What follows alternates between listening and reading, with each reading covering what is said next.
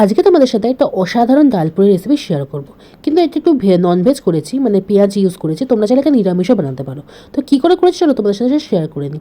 তো ছোলার ডালটা আমি সারা রাতের জন্য ভিজিয়ে রেখে দিয়েছিলাম। তারপর ভালো করে ধুয়ে একটা তেলের মধ্যে প্রথমে দিয়ে দিয়েছি হচ্ছে গোটা জিরে, তারপর দিয়েছি 2টো শুকনো লঙ্কা, 2টো তেজপাতা আর 2টো কাঁচা লঙ্কা। তারপর সেই ধুয়ে রাখা ছোলার ডালগুলো সেগুলো হালকা করে দিয়ে দিয়েছি। এখানে তোমরা যদি নিরামিষ করতে চাও পেঁয়াজটাকে স্কিপ করতে পারো। তারপর দিয়ে দিলাম হচ্ছে সামান্য পরিমাণ নুন, হলুদ হলুদ গুঁড়ো, লঙ্কা গুঁড়ো, ধনে জিরে গুঁড়ো। তারপর ভালো করে ভেজে নেওয়ার পর লুচির মতো করে ময়দাটাকে ভালো করে মেখে দিলাম। তারপর সেটাকে আধা ঘন্টা আমি কিন্তু রেস্টে রেখে দিয়েছিলাম। তারপর লেচি কেটে তার মধ্যে সেই ডালের যে পুরটা, সেই পুরটাকে ভালো করে ফিল করে দিলাম।